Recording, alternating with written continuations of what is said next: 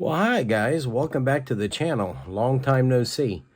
I apologize to all my subscribers that I haven't been on here in, I don't know, it's probably been close to 2 months now. But with the holidays and stuff, I just didn't have time to do anything. And right now I've kind of took a downward spiral, and I'm really not feeling. I'm not in the mood to build right now. But I wanted to bring you guys an oldie but a goodie that I was able to do some restoration on today, that I've had in my collection for I'm pretty certain close to 20 years. And let me turn this camera around and we'll start this video out. So I want to welcome everybody back, and I appreciate you watching, appreciate your continued support throughout my absence. But we're going to start this one off with, yes, a photograph. Now, let me get this adjusted a little bit better. As you can see, I took this picture like I said, about 20 years ago, because this was at a fire muster held in Germantown, Ohio, which is about maybe 20 miles north of me and about 5 miles from where I currently live. My mother and my grandmother had a house in between where I live now and where I took this photograph. So me and the kids and my wife went to my mother's. It was July 4th weekend. And I had heard this was going on. And my kids were like, well, Dad, we want to go too. So I took all 4 of my kids up there.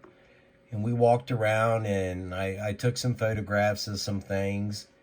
And this one kind of struck me as odd, because I wish I would have spoke to the guy that was there, the old man that was with it. But in the back of it, you can see the back doors are open.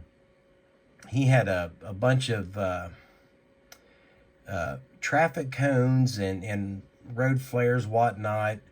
And then he also had some old photo albums in there. So I started paging through his photo albums, and it seemed like he was some type of volunteer that would go to major fire scenes and help with directing traffic or things like that. But I'm not 100% certain. But some of the old photographs that he had showed him actually doing that.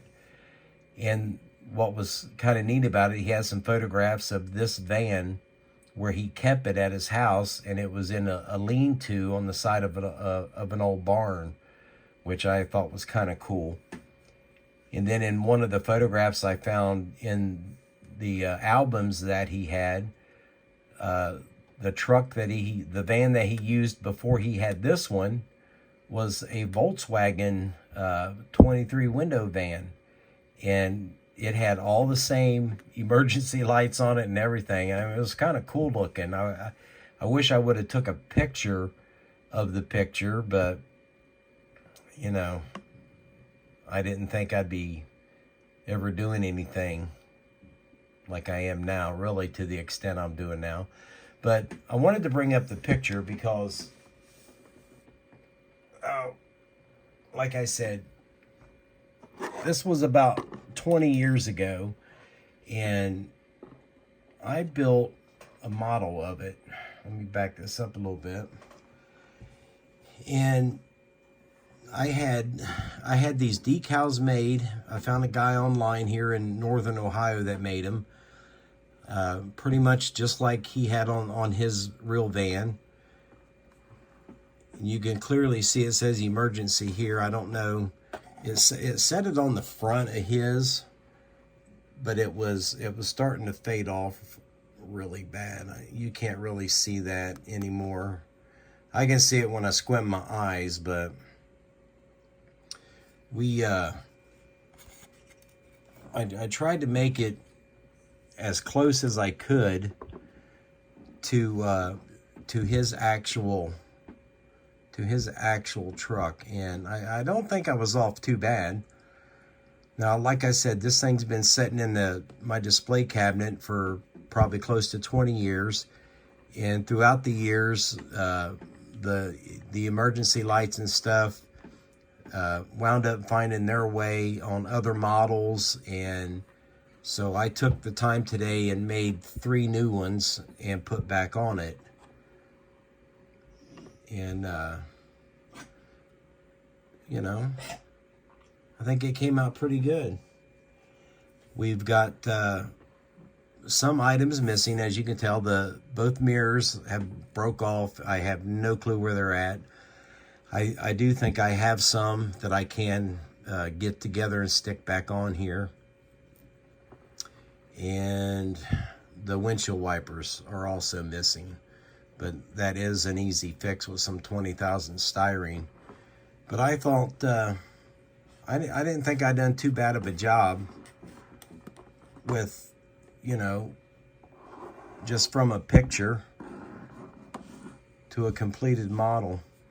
And that's the second time I've done that. I done the same thing with the old heavy rescue truck that I built out of the 65 Chevy pickup. I think that one's on my channel of past builds.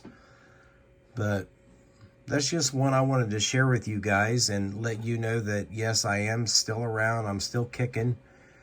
And if any of you guys follow me on my Facebook page, you'll see that I have begun starting to post some of my completed builds for sale. I think that's part of the reason why I'm in a lull right now is it's Coca-Cola time.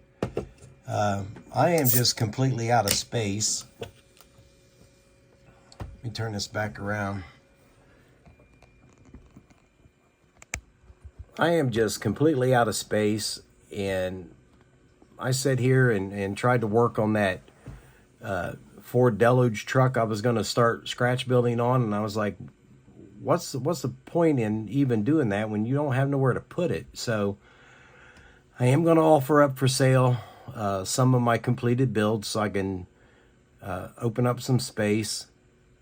And the last time that I done that, I wound up almost selling my entire collection, but it truly motivated me to start building again, and it resulted in everything that you guys have seen on my channel for the last year and a half, however long it's been. And I think that's a good thing. Yeah, I mean, some models are one of a kind, but, you know, I just told my friend Brian a while ago in a text message, I said, look, if Picasso had never sold a painting, nobody would have ever known who he was, right? So, you know, if in the comments, if any of you guys are interested in anything that's on my channel, pop me a message on Messenger. I think my number is on my page somewhere, in my description or information and something like that.